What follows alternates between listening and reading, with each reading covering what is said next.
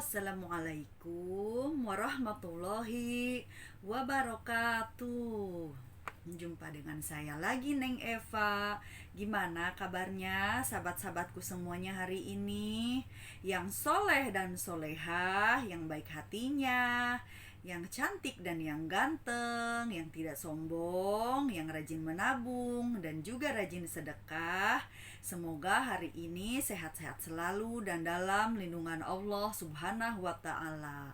Dan semoga kita semuanya mendapatkan kucuran rahmat, keberkahan dan keridhoannya, serta mendapat syafaat baginda Rasulullah Shallallahu alaihi wasallam baik ketika di dunia maupun di akhirat kelak. Amin amin amin ya robbal alamin. Baik sahabatku semuanya, sebelumnya saya akan mengingatkan bahwa video konten YouTube ini dibuat untuk umum dan bagi siapa saja yang mau mengambil manfaat dan pelajaran di dalamnya. Dan tentu khususnya pelajaran ini saya buat untuk menasehati diri saya sendiri dan semoga bermanfaat untuk diri saya sendiri, diri saya pribadi, dan juga semoga bermanfaat untuk kita semuanya yang menyimak konten YouTube ini. Karena sampai kapanpun kita adalah pelajar di muka bumi ini. Jadi selalu semangat dan aktif belajar dan belajar setiap harinya ya, untuk pertumbuhan dan perkembangan jiwa kita. Karena kita sebagai manusia biasa yang lemah, yang hina, yang papa, yang fakir, yang semua pemilik segala kelemahan dan kehinaan, dan juga tempatnya salah dan dosa, tempatnya salah dan khilaf, kita tentu setiap hari butuh untuk bertumbuh dan berkembang dan juga berbenah jiwa dan pikiran kita. Kita perbaiki semua perilaku kita, keadaan hati kita, keadaan batin kita. Kita sempurnakan jiwa dan raga kita, perbaikan-perbaikan ya maksudnya, karena manusia itu memang tidak ada yang sempurna ya kan. Kita tiap hari berbenah pun, tiap hari memperbaiki diri pun tetap masih jauh dari sempurna, apalagi kalau kita tidak belajar dan tidak memperbaikinya setiap harinya gitu.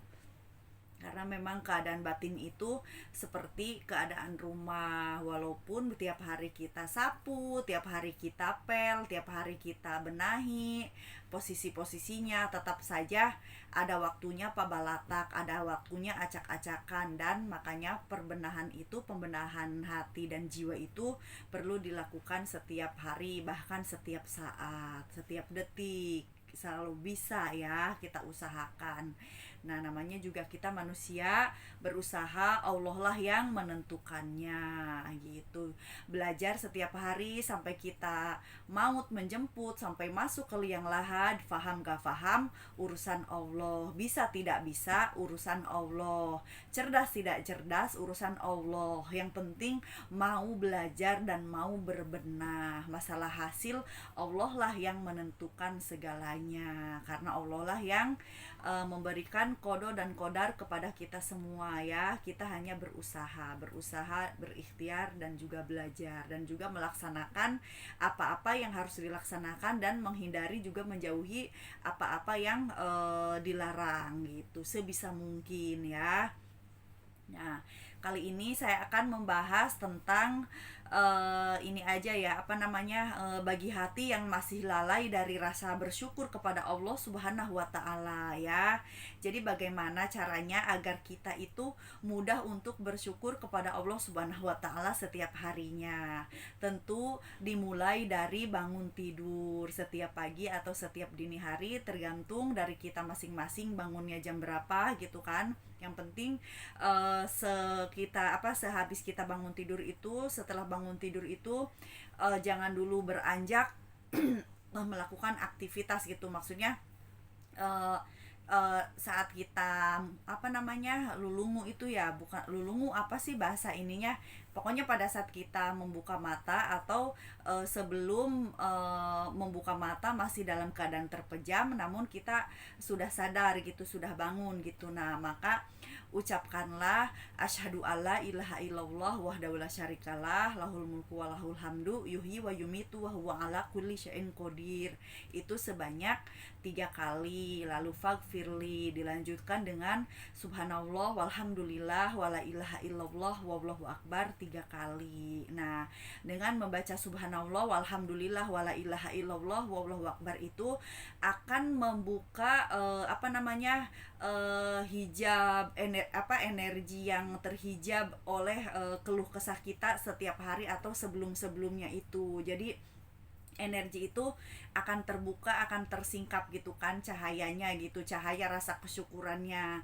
Dan kita akan bisa membedakan pada saat kita sering membaca dan kita lupa, di situ kita akan bisa mengenali ahwal ahwal batin kita ya, keadaan batin kita yang mana kalau kita sering membacanya itu dari bangun tidur itu kita itu bisa memiliki rasa keceriaan atau gairah untuk beraktivitas setiap harinya atau dalam menghadapi permasalahan apapun setiap harinya. Beda kalau kita misalkan pada saat misalkan udah seminggu, 2 minggu, 3 minggu atau sebulan, 2 bulan setiap hari kita membaca itu, lalu misalkan dalam 2 hari berikutnya kita lupa.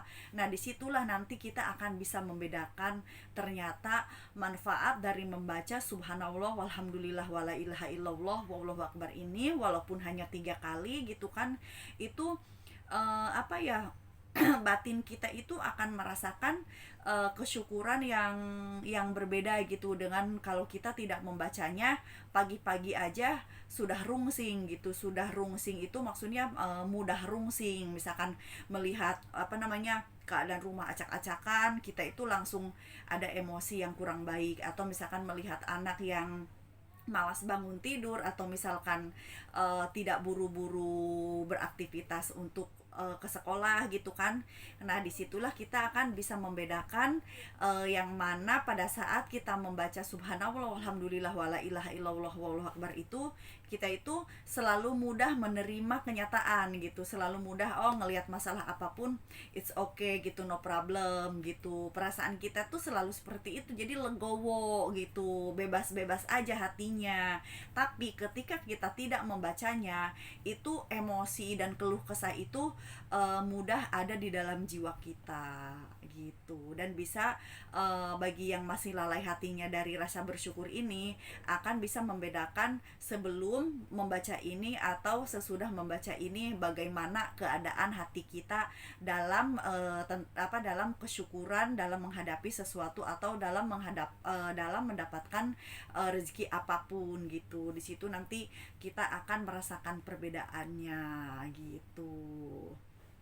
Ya, jadi intinya membaca subhanallah walhamdulillah wala ilaha illallah wallahu akbar ini ya kalau bisa ya tidak hanya saat bangun tidur saja, tapi sehabis sholat pun kita baca, atau dalam keadaan kita duduk, berdiri, atau dalam keadaan berbaring sebaiknya banyak-banyak dibaca, karena ini adalah pengganti rasa syukur kita juga gitu. Maksudnya dalam hal wiridan ini fungsinya untuk menambah rasa kesyukuran kita kepada Allah Subhanahu wa taala dan kepada Allah atas rizki atau nikmat apapun yang kita terima atau masalah apapun yang kita hadapi. Kita akan lebih mudah menerima kenyataan dan mudah mensyukurinya gitu. Jadi hati itu tidak lalai, artinya tidak lalai itu tidak dipenuhi dengan keluh kesah atau ngedumbel di dalam hati gitu. Karena tentu akan membedakan. Pokoknya silahkan dipraktekkan dan semoga bermanfaat membaca wiridan ini ya, walaupun hanya 3 kali setiap bangun tidur gitu sebelum beraktivitas gitu, atau masih lulungu membaca itu akan lebih mudah masuk ke alam bawah sadar kita.